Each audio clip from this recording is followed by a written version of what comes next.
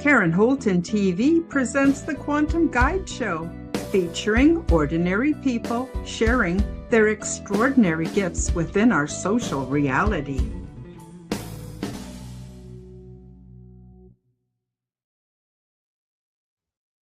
Hi, everybody. Welcome back to the Quantum Guide Show. Today, I'm very happy to bring back to the show Brad Olsen. Brad Olsen is a captivating speaker and author of 11 books, including 4 in his esoteric series: Modern Esoteric, Future Esoteric, Beyond Esoteric, and the newly released Secrets of Antarctica. Brad is an award-winning author, book publisher, and acclaimed conference speaker. His keynote presentations and moderating panels have enlightened audiences at Contact in the Desert, Journey to Truth, Alien Event, Conscious Life Expo, and the Star Knowledge Conference. He has done hundreds of radio interviews, including Coast to Coast, Ground Zero, and Exopolitics Today, and has appeared on dozens of television shows, including Ancient Aliens, America Unearthed, Beyond Belief, Book of Secrets, The Truth is Out There, and Mysteries of the Outdoors. He has traveled to all 7 continents, including Antarctica, by sailboat, seeking adventure and the answers to the mysteries of humankind's past. Brad Olsen's esoteric writing continues to reach a wide audience while he continues breaking ground in alternative journalism, public speaking, illustration, and photography. Today, we expose the black goo and discover how this is related to Antarctica. And I'm just going to let the audience know there is a bit of a trigger warning, as some of the content is a bit disturbing. All of the links are below in the description. Thank you for subscribing. Please do leave me a comment and smash that like button. And I'm very happy to announce that YouTube channel memberships are now available, so you can receive my perks and also help to support my channel. Without further ado, let's bring on Brad. Brad, how you doing today? Oh, hey, Karen, I'm doing great. Thanks for having me back on the Quantum Guides show. Oh, my pleasure. Oh my gosh. In doing my research this morning, my jaw just kept hanging lower and lower and lower. And I'm going, oh my God, I had heard bits and pieces of some of the material that's come out regarding, Antarctica. I've seen a few lectures about the black goo, but nobody has put it all together the way you have. And oh my God, it's just your book is such a great read. I can't recommend it enough. And of course, everybody, the links are below, so you can check out Brad's book. So I thought we could start off by talking a bit about the 1982 Falkland War. There's a place called Thule Island, and it's believed this is the source of the black goo. And for those that are not familiar with the black goo, this is a sentient oil. I just want to really quickly read just a little paragraph from your book on page 259 that says, the Argentinian government was tasked in the mid-1970s to secure the entrance to the underground ET base. When they set up the Corbida, Uruguay station in 1976, control of the black goo may have been what the Falklands War was all about. So I'm wondering if you want to just jump into it around with some of that information. Maybe we could get a bit into Operation Keyhole to start things off, Brad. Yeah, sure. Well, your listening audience might wonder why the black goo is a chapter in a book about Antarctica. Well, it's because the South Thule Island is merely 600-700 miles away from the coast of Antarctica. So it's what's known as peri-Antarctic islands, that is, islands that are off the coast of Antarctica, but within about 1,000 miles in the Southern Ocean, or below 60 degrees south latitude, which is also the confines of the Antarctic Treaty and the Southern Ocean. So everything below 60 all the way to 90, which is the South Pole, is protected under this. But South Tool Island is part of the South Sandwich Islands, and it was run by Argentina. And they had a base there, as you mentioned, the Corbeta Uruguay base, which looked like this. And they were down there working in this laboratory for a number of years before the Falkland War started, which culminated in capturing Southern Tool Island and blowing up the base eventually. The British took what they were working on, which is presumably the black goo, because there's really nothing else down there. I mean, this is literally an old volcano, but frozen solid. And I think the Corbeta Uruguay base is right here where they black it out, which is kind of common. When I was doing the research in Secrets of Antarctica, there would be places that they just said, nope, you ain't looking here. And in fact, some of them are just these big white squares they'll put over a place, or the gray screen. So there are places that are still being hidden. And one of them is what happened on South Tool Island. Mm-hmm. Mm-hmm. So under the heading of Operation Keyhole, your book says that there was, or there may have been, I guess, I don't know how you want me to word it, an ET underground base, and that was the source of the black goo. Can you speak a bit to that? Yeah, so well, first I listened to some interviews with Harold Kotzvela and David Griffin on the Bases UK channel and conference with Miles Johnston. And all three of those gentlemen have spoken extensively on the black goo and what the Falkland Wars was all about. So I'm really taking a page out of their playbook, including a interview that I reprinted in the book with Miles Johnston, asking what it was all about and some of the eyewitnesses of the Falkland Wars, including when they went down there to the southernmost base. And in the book, I have this map that came from Wikipedia that shows that the British forces split into two, and one of them went down to South Georgia and the South Sandwich Islands, while the other group went to the very publicized war in the Falkland Islands. Now, in Argentina, especially southern Argentina, don't walk into a bar and say, oh, where's the Falkland Islands? Those are feuding words, and they get very upset because they still feel they own them. In fact, I just saw a recent news article that they are considering going there and taking them back again. They call them Isle Malvidas, and there are memorials down in Ushuaia, Argentina, where I caught the boat to go to Antarctica, kind of like our Vietnam Memorial, with names of all the deceased sailors. It was mainly sailors in the ship called Belgrano that was sunk during the Falkland Wars, and just these young conscripts went down to their watery grave.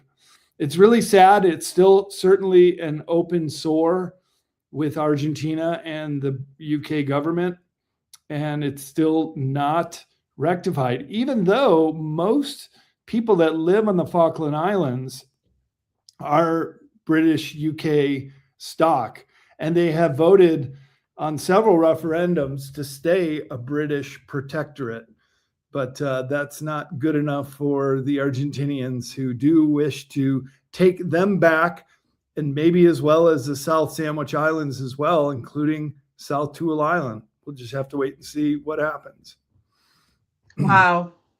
So when I was going through your book, I made a few notes. So apparently there was an ET underground base Apparently, that was the source, excuse me, of the black goo. It stays completely inert while it's frozen, but as soon as you move it to where it's warmer, it becomes activated. And in 1982, it was taken off of Tool Island and taken to the UK. And they decided it was definitely of ET origin. 10 scientists died of diseases while investigating the black goo, and 12 scientists actually committed suicide. So obviously, they found out something very disturbing. Apparently, the black goo then escaped into the sewer system and eventually made its way into the water system. And today it's being weaponized. Wow, I know that's a lot, Brad, for me to throw out there, but I kind of wanted the audience to get a little bit of a big picture on the whole thing. So, can you address some of this and enlighten us as to? Wow, I mean, it sounds like a horror movie. It really does, and yet seems that it is a real thing. Well, sometimes truth is stranger than fiction, but I agree. Yeah, it does sound like a sci-fi movie, and yeah, quite frankly, it should probably be made into one based on a true story. Well, there was a magazine article in Nexus magazine that I quoted from extensively that also gave a bunch of information about the black goo, and the name of the article was co-evolution. I'm flipping to it right now. Co-evolution in interplanetary adventure by an author named Alec Newald. And I'll just write to you here what he said in the article.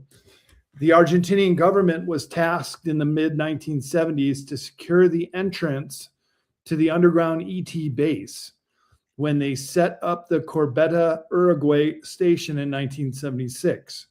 Control of the black goo may have been what the Falkland Wars was all about.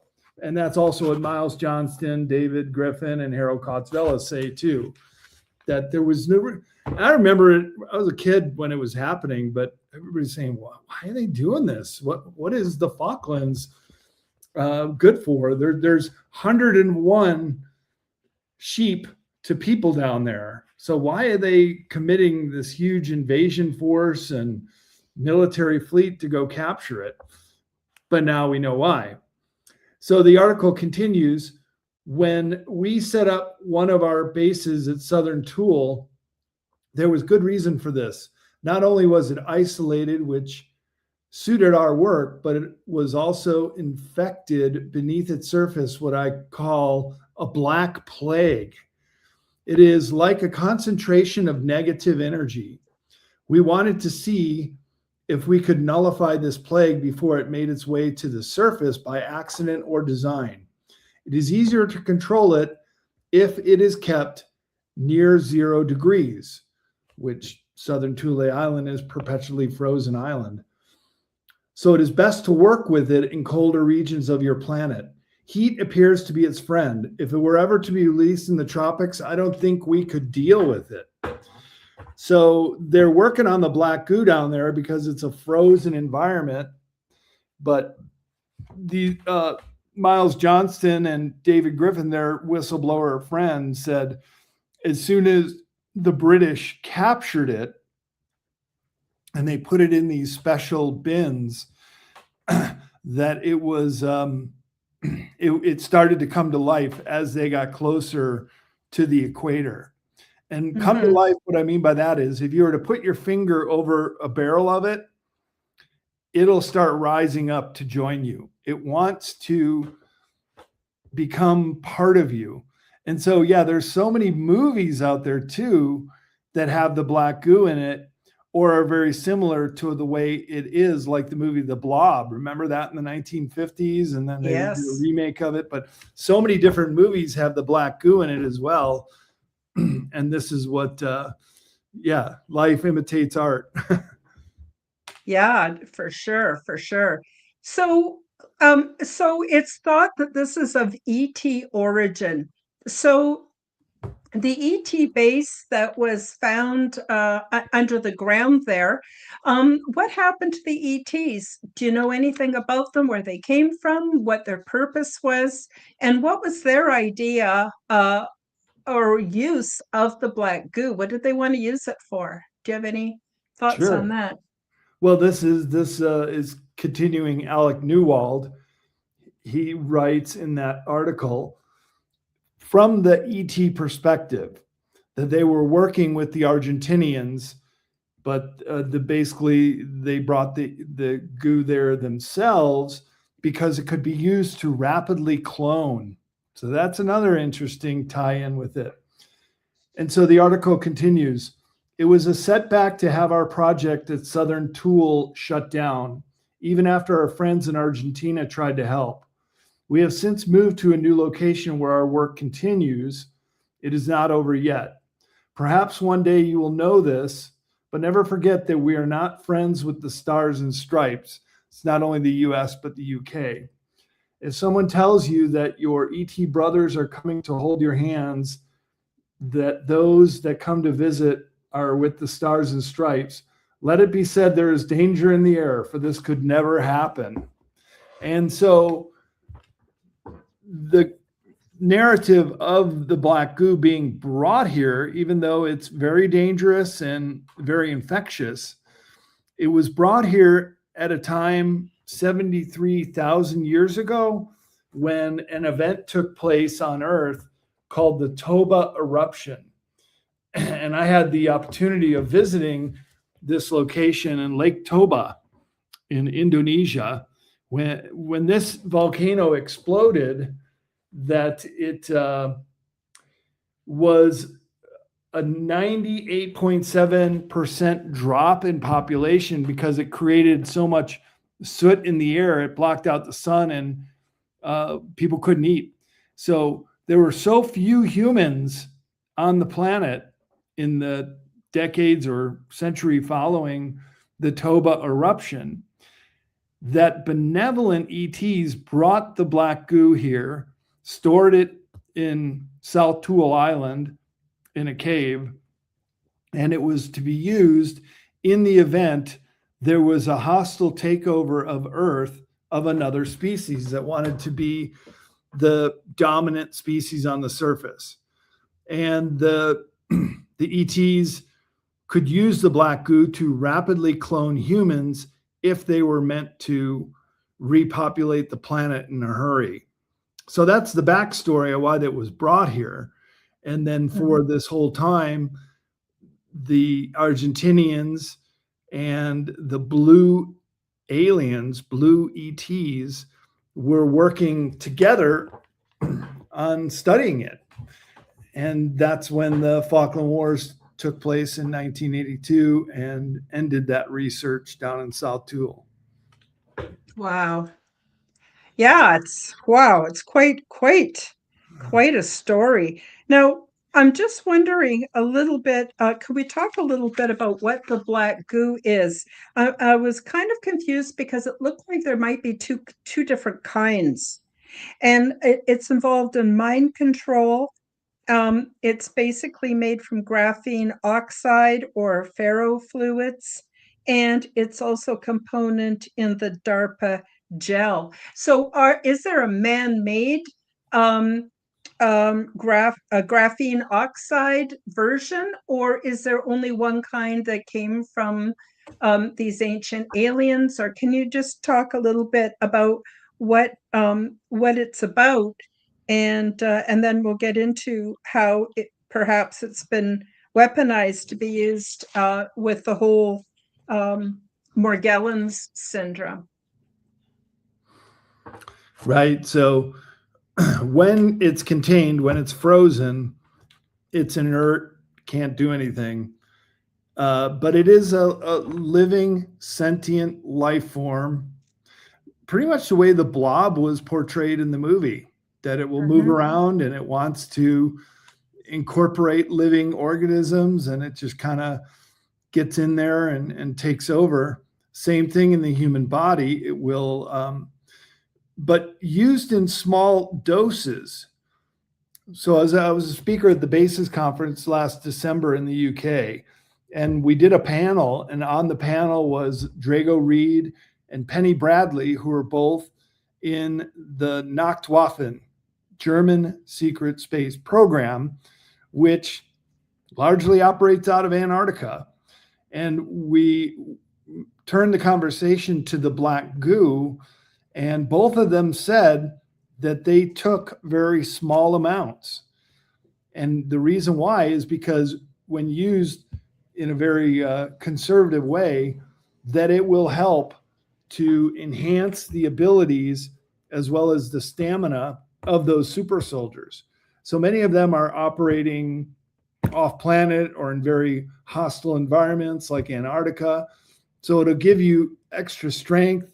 It'll give you the ability to operate within confined environments. And to that end, that's what the British wanted to get it for.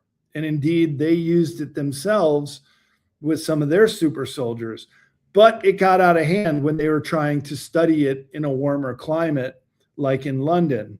So when they brought the black goo back, they turned it over to Marconi Laboratories, who was then trying to figure it out and how to use it in a proper amount. But it got into the scientists, and many of them died under very mysterious circumstances, presumably after some kind of ingestion of the black goo itself, because it will start driving people crazy if you take too much of it or think about suicide and things like that. And that's what happened to a lot of these scientists at Marconi Laboratories. Well, it eventually did make it to some of the bases, namely Peasmore in the UK, which is a big underground base where they do a lot of these kind of super soldier type programs. And some of them, like Max Spears, who died in his 30s in Poland, when he died, black goo was coming out of his mouth. So maybe he had too much of it, or maybe he was a threat and the black goo got activated somehow and took him out. So it's just really strange, really bizarre. I'm still trying to wrap my head around it completely. But it's just one of those mysteries. And since it was located so close to Antarctica, I put the chapter of black goo in my book.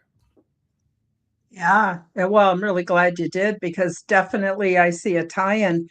Now, your book also mentions something about Lemuria. Lemuria. I have trouble saying that word.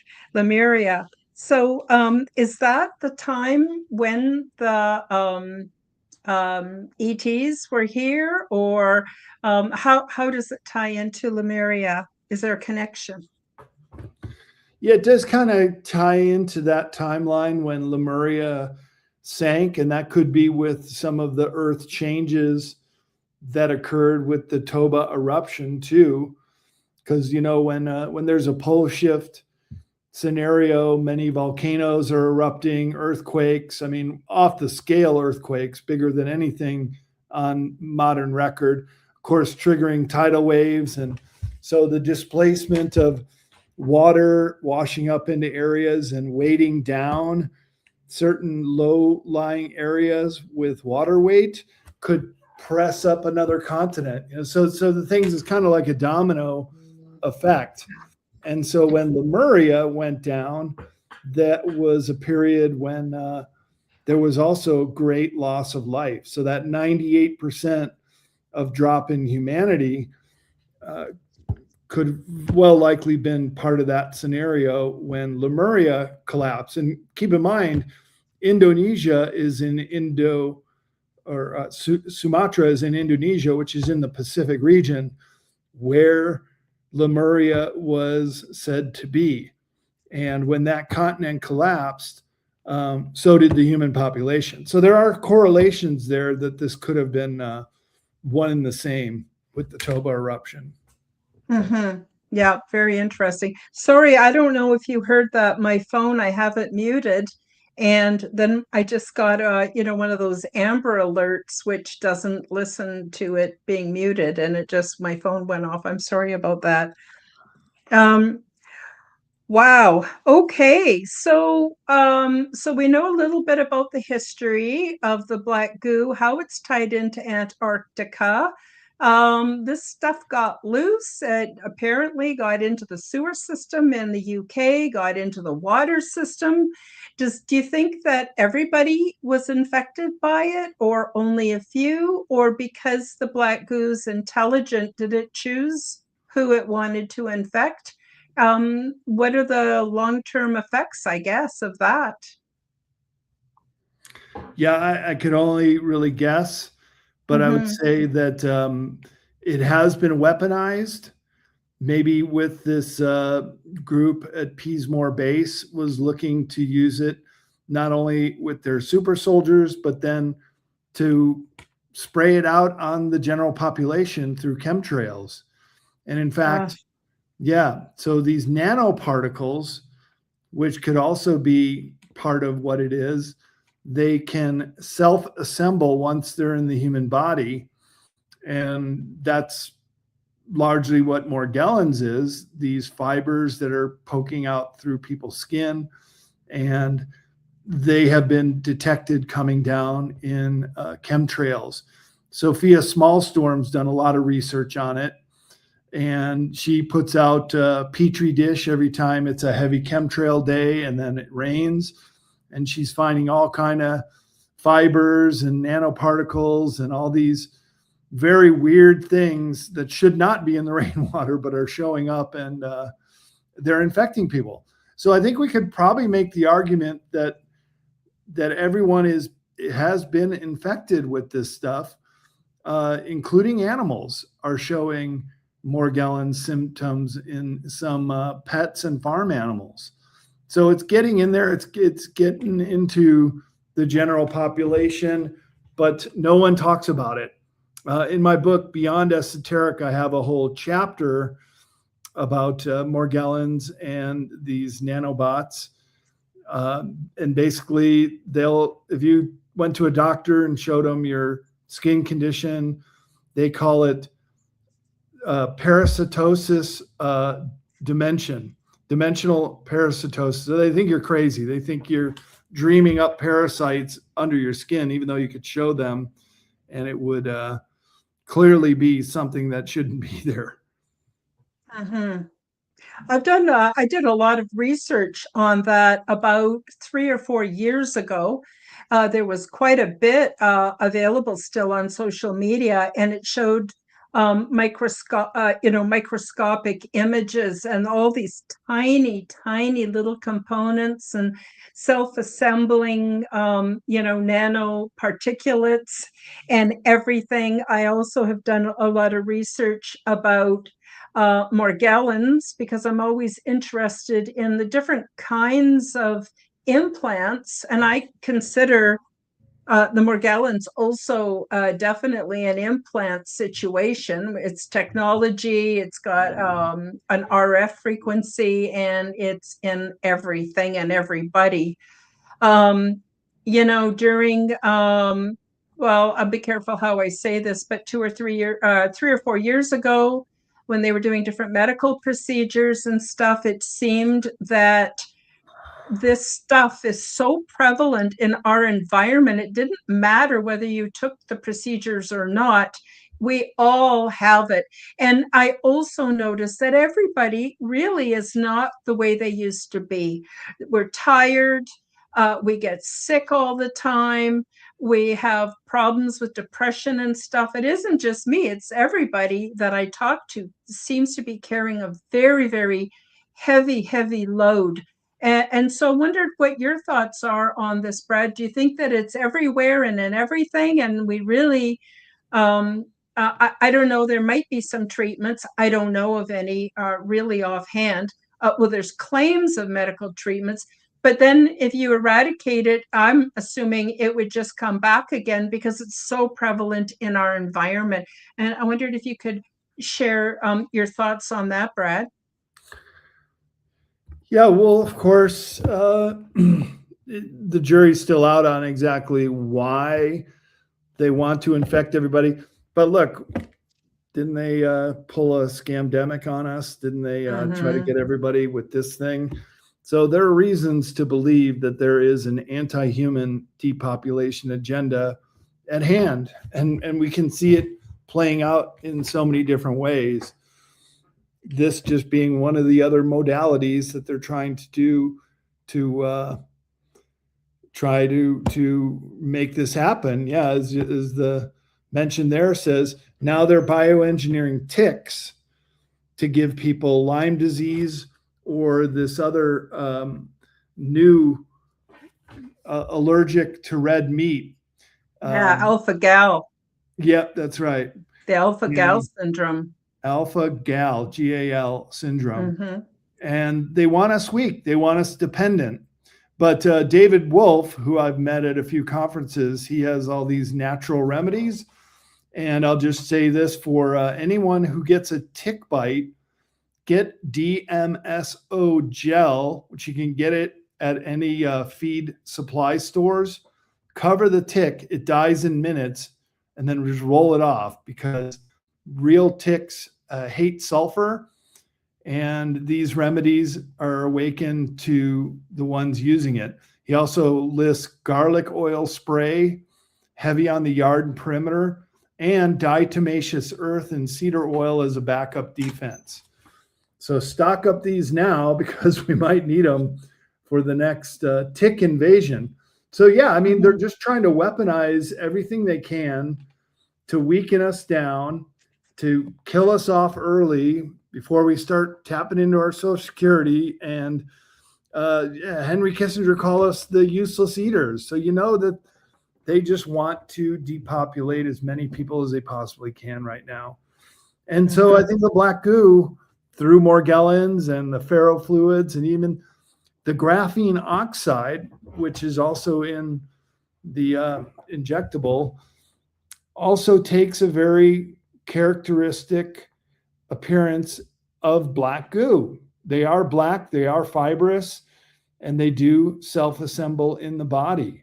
So it's weird science meets a brave new world meets 1984, because Big Brother is trying to exterminate us.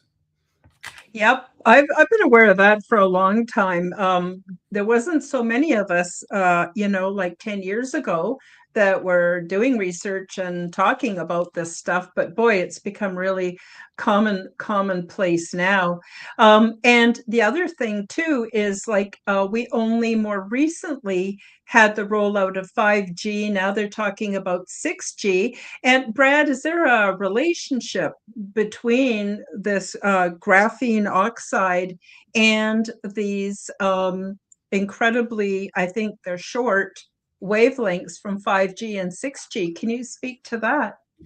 Yeah, I was just on an interview yesterday with David Nino Rodriguez and Marina Jacobi, and we were talking about frequency weapons, and that's what 5G is.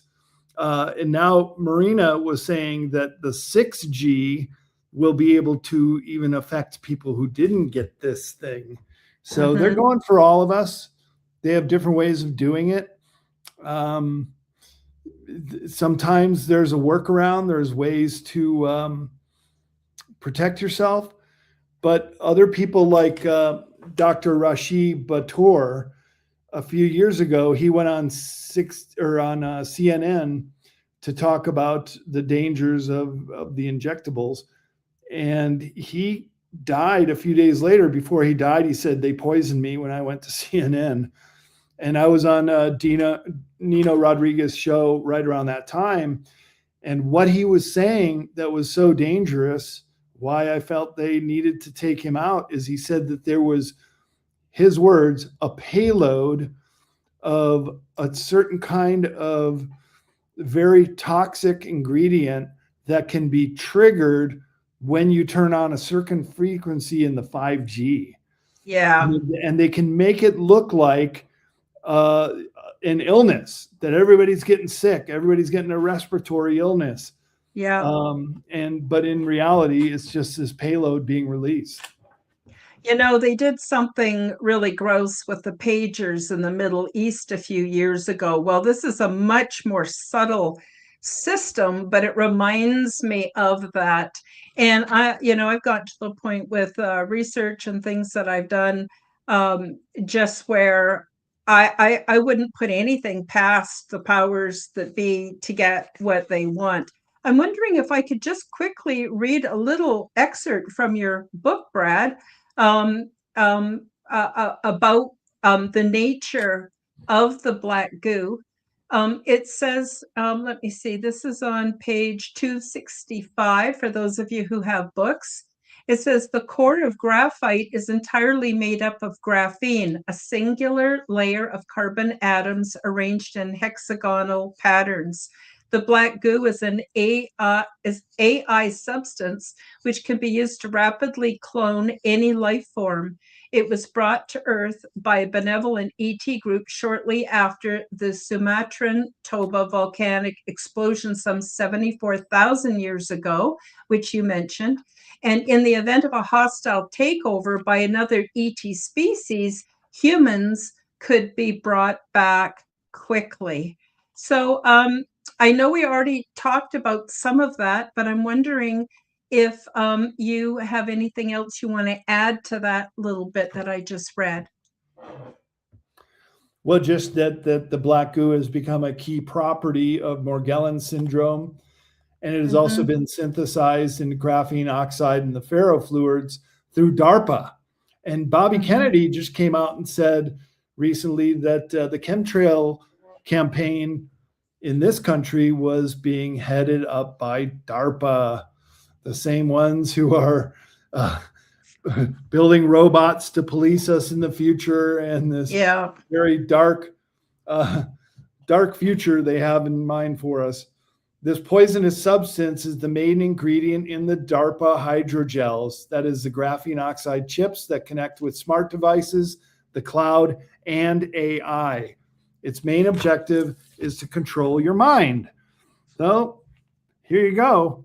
It's all out on the table. You can read the patents and other information about graphene oxide, 5G, what DARPA is creating. It's online, it's available, but they don't make it too easy to find, nor do the mainstream media ever talk about it either, because they pretty much want us to die ignorant, I think is the best way to put it. I agree. And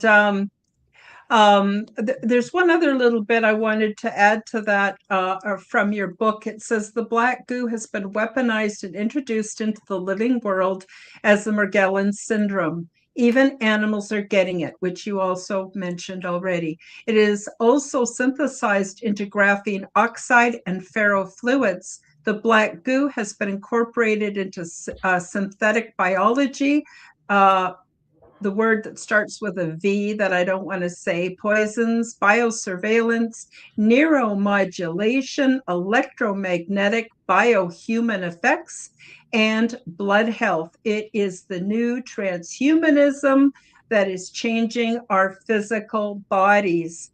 So the point is, we hear a lot about transhumanism, but not a lot about what that might look like, what that actually is. And you've laid it out so beautifully in your book. I don't want to talk about this to make people afraid. I'm not doing it to get clicks or to get views or anything like that. But at the same time, I'm sick and tired of us not being able to put our finger on what the problem is and be able to talk honestly about what's going on so we can prepare. So I'll get into that a little bit more in a minute, but I just want to turn it back over to you, Brad, to add whatever you want at this point. I agree. We need to be proactive. We need to look at different healing modalities, especially natural ones. And it's been said that even with these new diseases that have been festooned upon us, that nature always has a remedy. So we just have to know what that remedy is. In the case of these ticks, use some DMSO. I have some. You can get it at Tractor Supply Company is a chain around the country. Good to have. Never know if you're going to get a tick. Now they're going to load those ticks up with this new disease, this alpha gyron, and get people so they're allergic to eating red meat. Yeah. So we're playing defense here. They're coming at us with so much that really we're just trying to fight them off in all these different ways they're trying to get at us. So that's why I think, just staying proactive and learning about alternative natural healing modalities is in your best interest, because they're coming for us. They really are. And I'm like you. I'm not trying to scare people, but I think we also have to look at the reality of what's going on and be proactive for our own health. Absolutely. So I myself am basically going, well, I won't tell you because it's not polite language for the show. Not that that's stopped me before, but basically, I'm not going to make it easy for them. This old lady is not going to go down easy. So, what I actually started doing about more than 10 years ago was taking really good care of my health, being really careful what I eat. And there are so many things that I would love to eat that I do not eat simply because it's not my best interest. So I want to give my body the best I can to build it up to have a measure of health, because it does appear that regardless of what we get hit with, it seems to be those that have comorbidities that go first. It is I live in Canada, and they have a system in Canada where they will kill you if you want to go. Basically, it's called the MAID program. Over 100,000 people have already succumbed to it. So if you're having lifestyle problems, drug problems, health problems, depression problems, well, that's their speedy answer. So right there, they're doing that.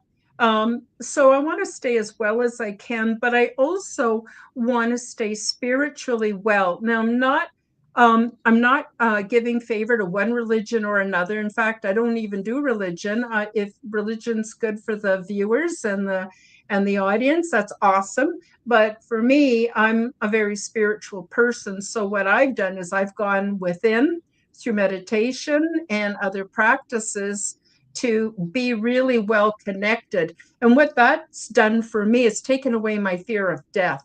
So maybe I can't outsmart what's going on. Maybe I don't even want to live in their friggin' world that they're going to have for those that are left. I'm just saying, right?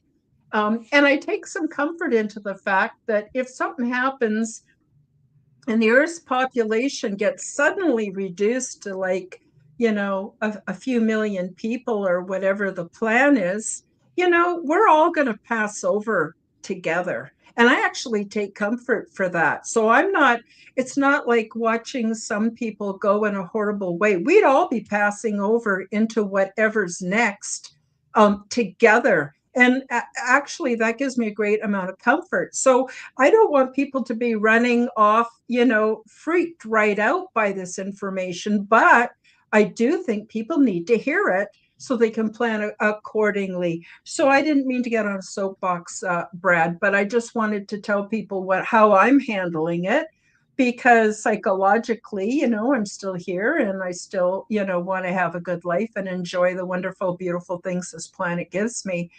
But I'm just wondering if you have anything that you want to add. So you talked about a few remedies and the DMSO, which I think is made out of tree bark, isn't it? I think it is. Yeah, it's synthesized. Yeah. And people asked in the comments if I could post a little more. So I just signed on, and I will write in the comments, and I'll say it here too. The real remedies the awakened ones are using are DMSO gel. I'll try to put that in here. So gel for the ticks. Let's see, is this going to work? Yeah, okay, it did.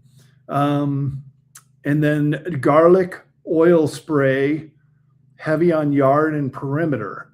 So if you want to keep them off your property, garlic oil spray, and diatomaceous earth and cedar oil as a backup defense. I take diatomaceous earth, put a little in my coffee every morning. It's really amazing stuff, but you can also use it to keep insects out of your house or garage. Just sprinkle a little line of it. And this one also says, put a little cedar oil on the diatomaceous earth, and that'll keep these insects from coming into your live space. Awesome. So let's see. I guess I read the little excerpts I wanted to do. Yeah, I don't know. I really want people to buy your book, Brad, because it's got so much incredible information. We have a few minutes left. Do you want to just get into any other part of your book or more about, the black goo in Antarctica or anything you want? I want to give you a few minutes to talk to the audience and share your message. Oh, thanks. Yeah, well, the book just released in January, and it's already in its second printing, so it's doing real well. You can get copies at cccpublishing.com. That is the name you see on the screen there on the chats. And that's the way to get a signed copy, through CCC Publishing, or meet me at one of my conferences. My conferences will be listed at bradolsen.com, the way my name is spelled. And I'm leaving tomorrow morning for a conference in Sedona, Arizona this weekend called Rise of the Guardians. Then I got to rush back up here and catch a flight to Germany. We'll be speaking at the Ultimate UFO Conference near Frankfurt, Germany. And part of my book and this talk I'm giving is about the German U-boats going under the ice in Antarctica. And in fact, I have maps and diving instructions from the German Navy that were captured by the Soviets at the end of the war that show in very, very clear and no uncertain terms the route that they would dive to go well deep into the Antarctica continent. Because if you looked at Antarctica without the ice, there are very deep fjords that intersect the whole continent. So if you know where you're going in a U-boat submarine, you could go well deep into the internal portions of Antarctica. And in the written diving instructions, that will get you to Agartha. So the Germans in the 1940s knew about a place called Agartha that they were even putting on the maps and their diving instructions to instruct the captains to guide their U-boats there. And they built their underground cities and underground bases under the ice in Antarctica. So they were pretty much impervious to Admiral Byrd and Operation High Jump, which was, as he said, military in nature to try to dislodge the Germans. So I'm giving this talk in a week in Germany. It'll be interesting to see how well it's received.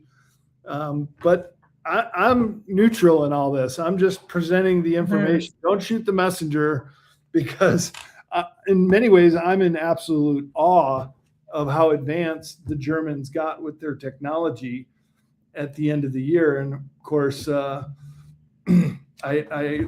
have a lot of information about their crafts, and would also be, this book for the general public, and then all three of the esoteric guides. This is what gets me invited to speak at a lot of conferences, because I started this series about 14 years ago, and it got me on Coast to Coast and a lot of radio shows. I was just on Coast to Coast about a week ago, And I'm speaking at Contact in the Desert at the end of this month too, giving the same talk about the German U-boats under the ice. So it's a really fascinating subject. It's breaking news as far as this information is just coming to the Western world. And I had the great opportunity of working with someone who had this information they could share with me, which I put into the book. So really just, this is what I do. And then I'm also going to Bosnia in June for the Bosnian Pyramid Conference. And we're talking about worldwide pyramids and the power of pyramids and going into the underground chambers at the pyramids. It's really going to be a jam-packed summer that I have already. Wow, it sure sounds like it. I got another question. It's a little bit off topic, but not really. And that is, we don't really know who's in charge of this world, but I do see competing powers. There's China, there's Russia, there's the United States, there's the Middle East. Does the does Antarctica fit into that as far as the German bases and things going on there? Are they a significant threat to the other world powers? Are they part of the same club? What's your take on that, Brad? Well, the bigger picture is it has a lot to do with the Antarctica Treaty, which was fully ratified in 1959. Mm-hmm. And a lot of that had to do with the confrontation with Admiral Byrd, also the Russians trying to make their way into this inner ice area and being met with submersibles and being turned back. So the Germans seem to have a special permission or to set up their operations down there, which they did. And for all intents and purposes, they're still there. There are multi-generational Germans that still live under the ice in Antarctica. In fact, Stuart Swerdlow's been doing a lot of conversations recently, and he was on with Nino Rodriguez and Dr. Michael Sala, and he says he knows someone, a friend of his. How they could be friends, I don't know, because he lives up here in the US. And this person was down in Antarctica and said, yeah, we were born here. We're multi-generational Germans. We want to tell the world that we're here, but we don't know how they're going to react to learning that there is a Fourth Reich, which started right after World War II. Because keep in mind, there were many metric tons of gold, as well as priceless artifacts, as well as the ownership stock to many corporations that left Germany at the end of the war. And the money man, Martin Bormann, he keeps popping up all over South America. So South America actually has a connection with the Germans in Antarctica too, because they set up these micronations within the countries of Chile, Brazil, and Argentina. And because they have been so successful with business and the monetary, that they pretty much call the shots and control the politicians. And that's why they've been allowed to remain in South America in these micronations, a term coined by John Lear. And I was down there before my trip to Antarctica 7.5 years ago, and we got close to some of them. Can't get into most of them, but they were very much the locations that were talked about as being controlled by Germans. And there was a joke that I heard too, that now the Chileans and the Argentinians are having an existential crisis. Who are we as Argentinians? Because almost all their Native American people have been eliminated.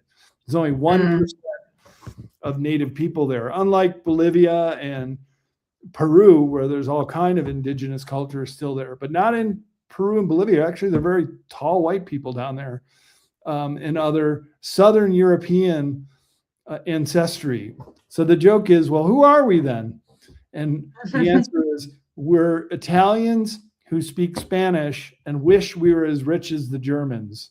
And that's still true to this day. And you go to a place like Bariloche or La Palma in Argentina, and I've been to Germany many times. It's like you're stepping into Germany when you go to these places. I've heard that. I've heard that. It's very interesting. Wow. Wow, so much information. I know a lot of this was not real good news for everybody. And that's why in the beginning I said trigger alert, because it is kind of disturbing. I mean, this whole idea of finding this black goo and then taking it to the UK, and then all the 10 scientists died of disease, 12 of them committed suicide. This stuff gets into the sewer system, it makes its way into the water system, and then, of course, it's the subject of experiments, and it's being used for the transhumanist agenda. That's a lot for people to swallow in one episode, but I think it's important we speak about these things, as unpleasant as they are, so that people can have a heads up and make some decisions on how they want to live their life. We live our lives quite differently when we think we may have a limited amount of time. And that's why old people like me tend to think about our lives and do a lot of self-reflection and try to get it right, because we don't know how long we're going to be around. But, we might all be in the same boat where we don't have that long. I mean, how long, who knows? I don't have a crystal ball to tell people how long, but I see all the earmarks of what's coming. Oh, the other thing is, maybe, Brad, you could talk to this, is the Deagle report that shows the mass depopulation that's in store for humanity in every country in the very, very near future. Do you want to speak a little bit to that, Brad?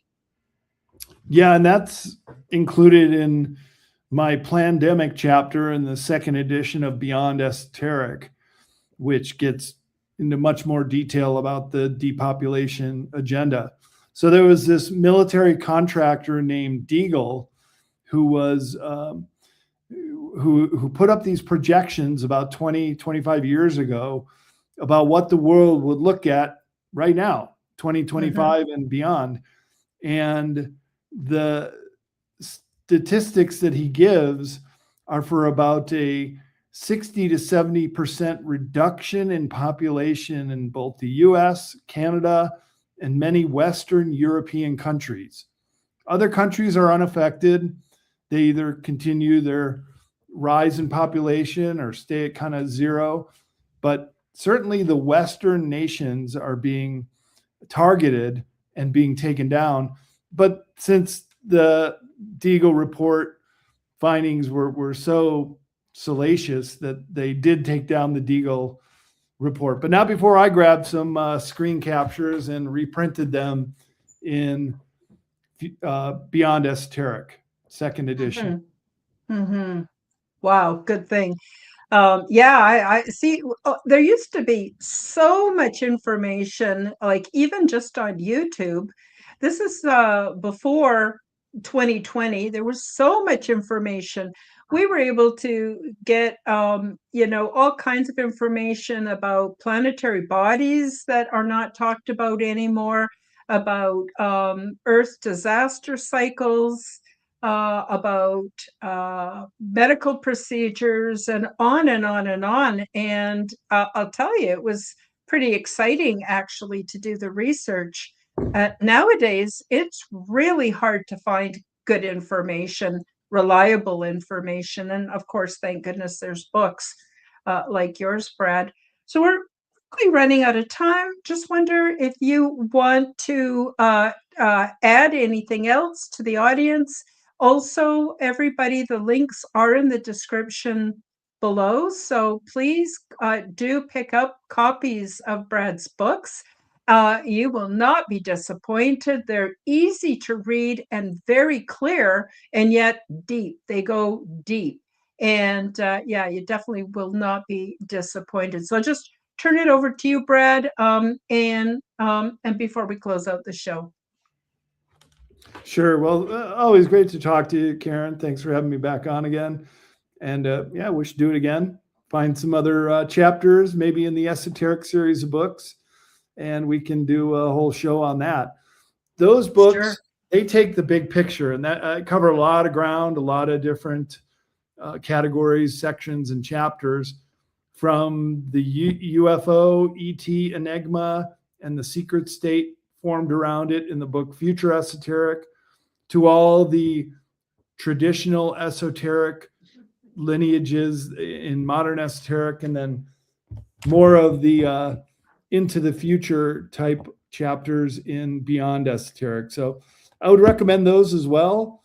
And I bring them to my conferences. I'll have a bunch of them at Contact in the Desert and several of my other conferences. So stop by and say hi and get a signed copy or several signed copies, and be happy to personalize them to everybody individually. Wonderful. Wonderful. I want to thank all the people that came to the live chat for making the time to be part of our live today. I really appreciate you. And I want to thank Phoenix for being my moderator today and putting up all the links and everything for everybody. You're awesome, Phoenix. You rock my world. Thank you for being here. I also appreciate everyone listening on an audio platform, and of course, on the replays as well. So I guess that's about it for today. Thank you again, Brad, so much for joining us. Love to have you back. And I wish you all the success at your various conventions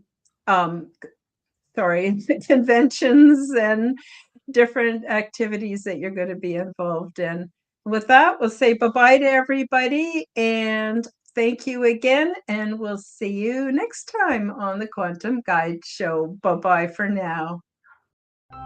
Thank you for joining me for the Quantum Guide Show. Become the change that you wish to see in the world. Subscribe to my YouTube and other channels at Karen Holton TV.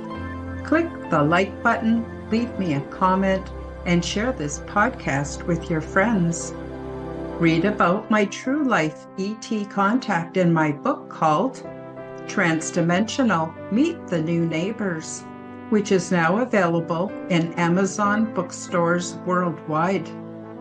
Check out my website at www.KarenHoltonHealthCoach.com to see my free resources and amazing products and services. All the links will be in the description below. As part of the Forbidden Knowledge Network, you will find the Quantum Guide Show with Karen Holton and also the Aliens and Angels podcast on all audio platforms. Until next time, keep up the good work.